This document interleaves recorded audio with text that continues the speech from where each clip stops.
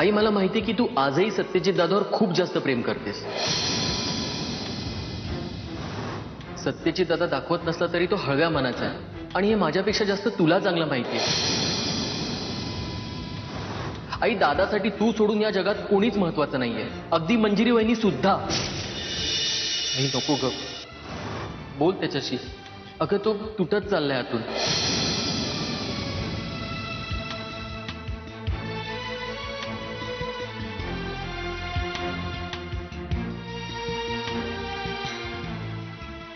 आई दूध आणलंय, पिऊन घ्या. मला भूक नाहीये. आई कालपासून भूक नाहीये तुम्हाला? आई प्लीज, अहो कालपासून तुम्ही काहीच खाल्लेलं नाहीये. मला खरंच भूक नाहीये मंजिरी. ते काही नाही, मी तुमचं काही एक ऐकून घेणार नाही. आई प्यावं लागेल तुम्हाला हे दूध. घ्या घ्या पटकन.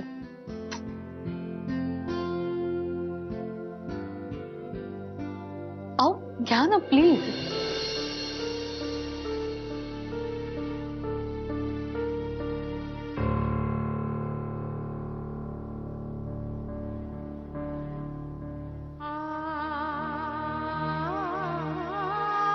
खुश.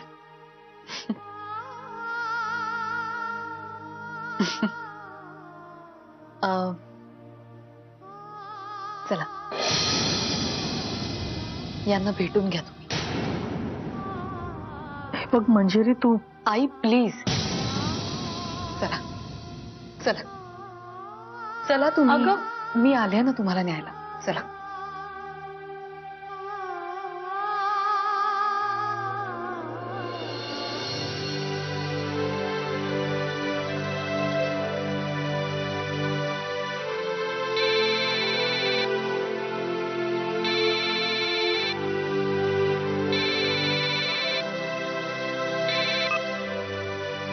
बोल.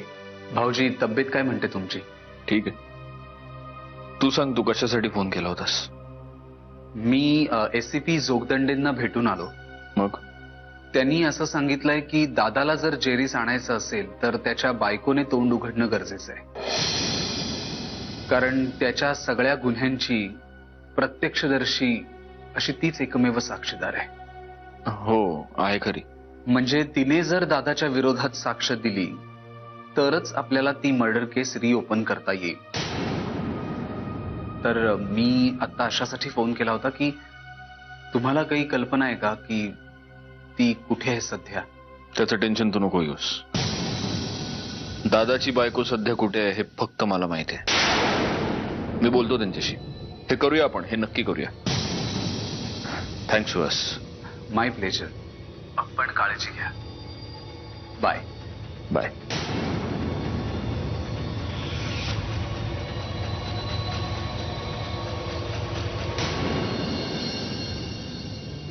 अहो अहो कुठे चाललात तुम्ही? तुम्हाला लागलंय म्हणून विचारते. प्लीज हे बघा, बाहेर नका जाऊ. हे बघ, मला काहीही झालेलं नाहीये. मी धडधाकट आहे. मी अनघाकडे जातो एका महत्वाच्या कामासाठी. अहो पण तुला आणि आईला वाटतं तसं काही नाही, कारण बाकीच्यांनी मर्यादा सोडली असली तरी मी अजून मर्यादा सोडलेली नाही.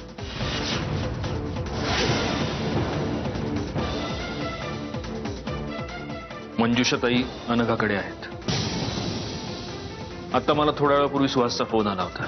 तो एसीपी जोगदंडेंना भेटला आणि त्यांच्या बोलण्यात तथ्य आहे. दादाचं ते जुनं प्रकरण जर आपण उकरून काढलं आणि यावेळी जर मंजुषाताईंनी त्याच्या विरुद्ध कोर्टात साक्ष दिली तर आत्ताही दादाला अटक होऊ शकते आणि आता प्रियाला सोडवण्याचा तो एकमेव मार्ग आहे. त्यासाठी मला मंजुषाताईंना जाऊन भेटावं लागेल.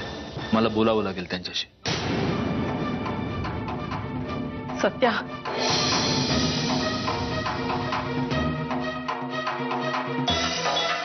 सांभाळ जा आणि सांभाळून ये.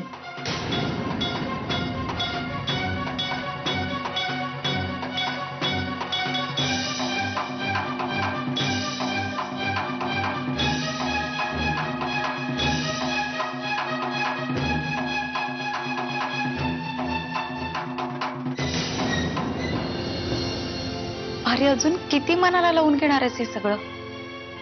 तू तुझ्या परीनं शोधतोयस ना प्रियाला. अगं पण माऊ, प्रियाच्या या आत्ताच्या अवस्थेला मीच कारणीभूत ठरलो ना. म्हणजे काही नाही, मला आता कळलंय चूक माझीच झाली.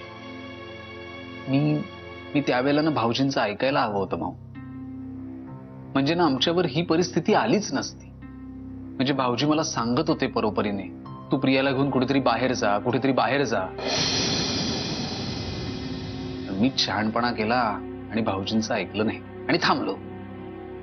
प्रियाच्या या आत्ताच्या अवस्थेला मीच कारणीभूत आहे माऊ. अरे काय म्हणतोयस तू? तुला काय स्वप्न पडलं होतं का असं काही घडणार आहे म्हणून?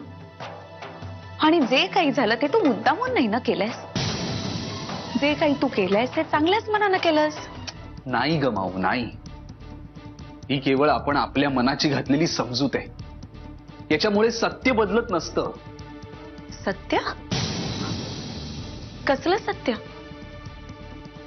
भविष्यात काय घडणार आहे जर का कळलं असतं ना तर सगळं सोपं झालं असतं. कसली टेन्शन्स, विवंचना काहीही उरल्या नसत्या. परिस्थिती पुढे हतबल असतो आपण, पण प्रयत्न केले पाहिजे. आणि प्रियाला शोधायचे प्रयत्न तू करतोयस ना, मग झालं तर. अरे तो दादा का कोण आहे ना, तो प्रियाचं काहीही वाईट करू शकणार नाही. सो आज मला खात्री आहे प्रिया आपल्याला नक्की सापडेल.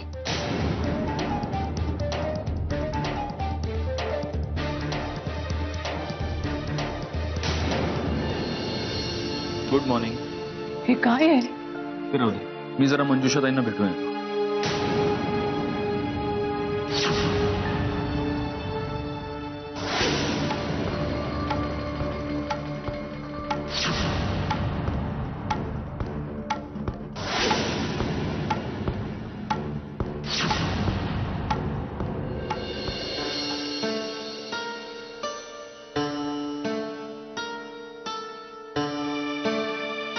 मी तुला एक प्रश्न विचारली की हे काय आहे?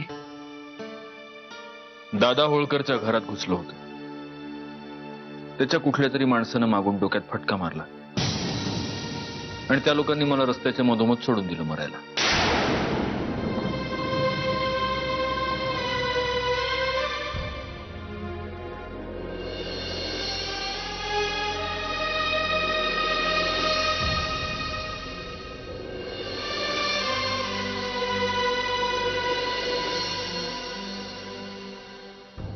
पण माझ्या नशिबानं आणि माझ्या सो कॉल्ड बायकोच्या प्रयत्नानं मी वाचलो.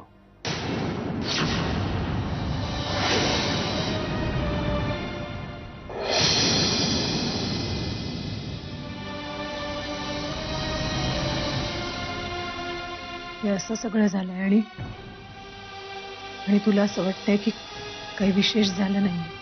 अनघा, गप्प बस. अनघा,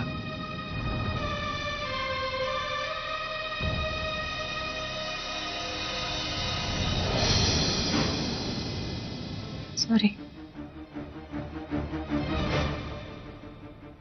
क्षणभर भीती वाटली. विचार कर. मी आहे.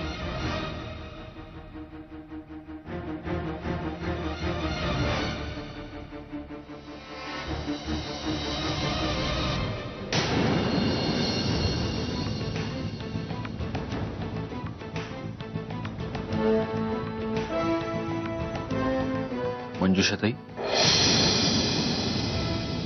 सत्यजित दादा, दादा होळकरची कृपा आहे. बोलायचं होतं तुमच्याशी त्याच्याबद्दल.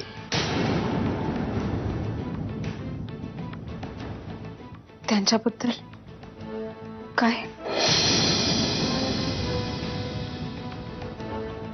मंजुषाताई, तुम्हाला माहिती आहे की प्रियाला दादानं किडनॅप केलंय. इनफॅक्ट सध्या तो त्याला हवं तसं आपल्या सगळ्यांच्याच आयुष्याशी खेळतोय. आणि आय एम सॉरी टू से, पण या सगळ्याला तुम्ही जबाबदार आहात.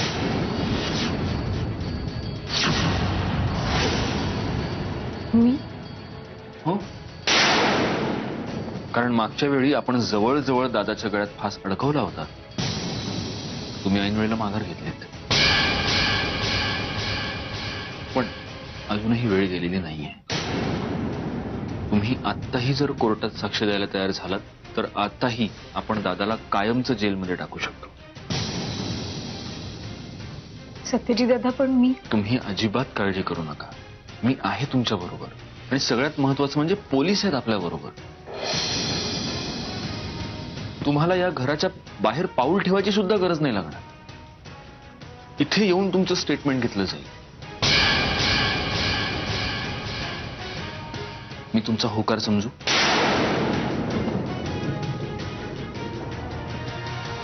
नाही, नको, नाही सत्यजित दादा, मला नाही बोलता येणार. मी कोणालाच काहीच सांगू शकणार नाही. मी नाही करू शकणार हे सगळं. प्लीज तुम्ही अहो, मला. तुम्ही समजून का घेत नाही आहात? तुमच्या साक्षीवर एका व्यक्तीचं आयुष्य अवलंबून आहे. प्रिया त्या हरामखोराच्या तावडीत आहे. त्यानं तिची काय अवस्था केली असेल याची कल्पना येते ना तुम्हाला? अहो, इतकी वर्ष काढलीच ना त्याच्या बरोबर. म्हणूनच सांगतेय मी सत्यजित दादा, नको. तुम्ही हव्या तर जीव घ्या माझा, मारून टाका मला, पण मला हे सगळं जमणार नाही. मला नाही जमणार हे सगळं, नाही जमणार. तुमचा जीव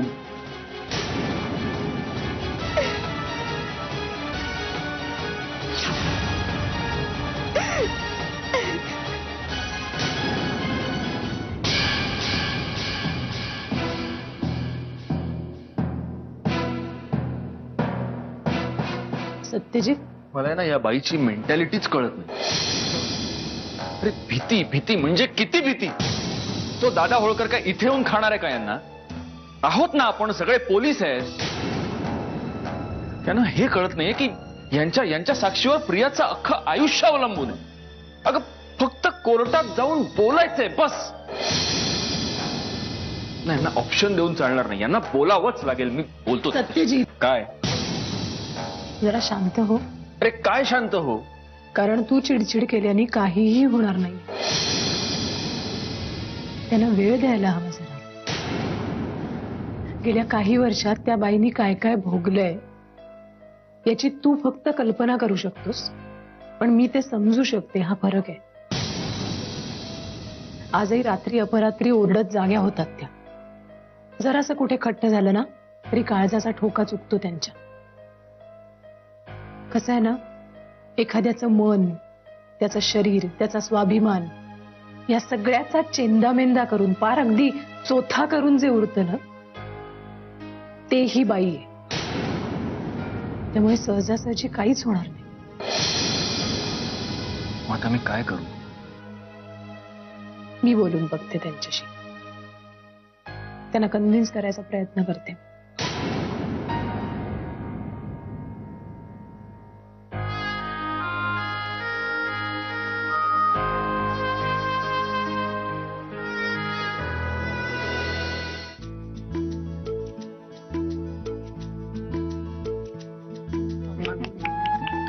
अशी हसते, अशी हसते तू, अशी हसते गुंड गुंड गुंड गुंड, अशी गुंड गुंड गुंड गुंड, अशी गोडगोड गोडगोड असते. ओलू आजी हसते तू ना. आजोबांशी खेळते तू, खेळते खेळते खेळते आजोबांशी.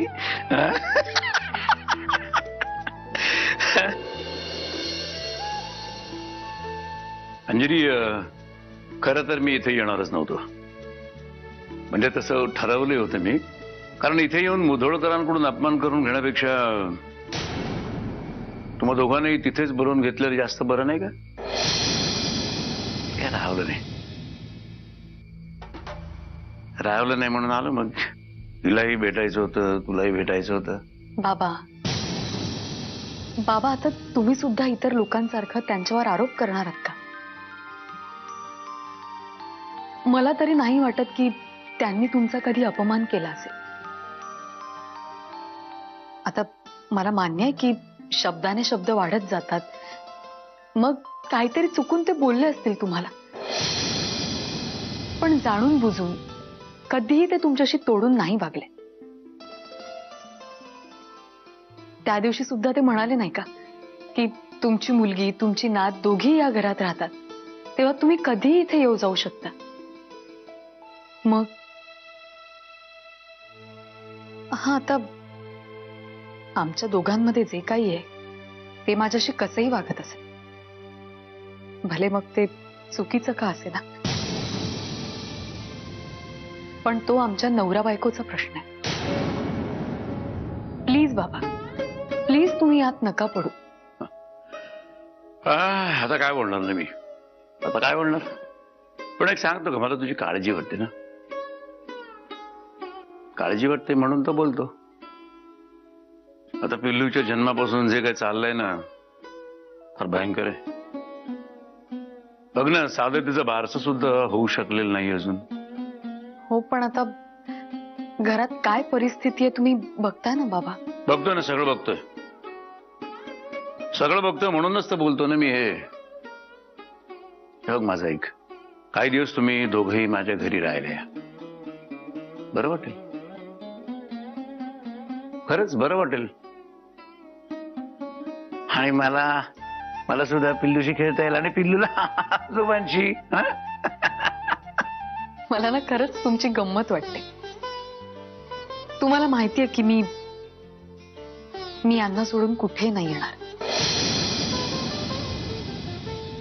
काय करणार, माझीच मुलगी आहेस ना तू, माझ्यासारखीच हट्टी. पिल्लू ऐकते हा. ऐकू दे, ऐकू दे, ऐकू दे. आणि तिला सुद्धा कळू दे की तिची आई तिच्या आजोबांशी कशी काय वागते ती. आणि तिने ऐकलंय मी तुमच्याच सारखी आहे, हट्टी.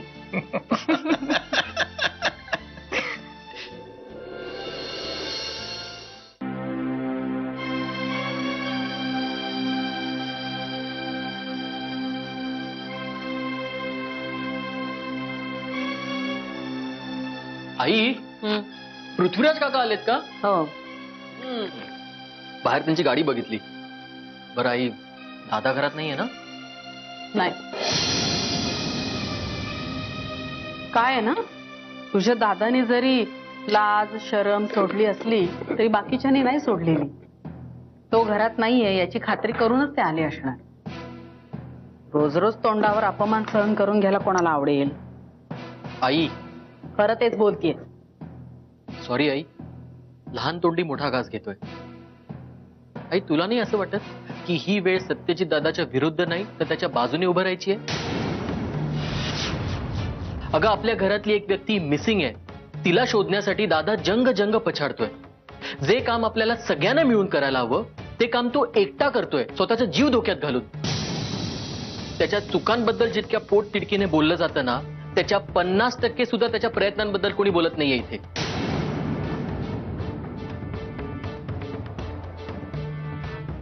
सॉरी आई, मी सुरुवातीलाच म्हणालो होतो की मी लहान तोंडी मोठा घास घेतोय.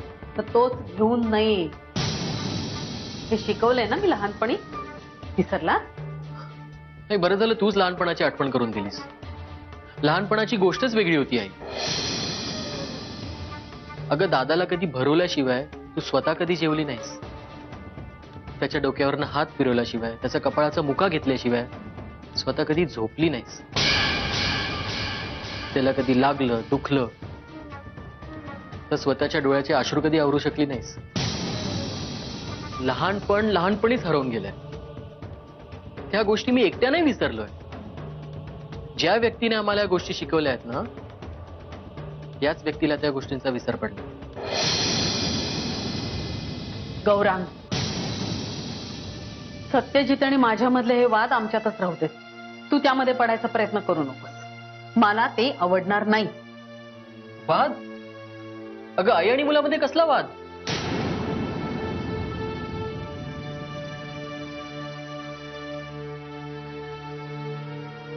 एक सांगू आई, आईचा शब्द हा शेवटचा शब्द असतो हे मला दादाने शिकवलंय.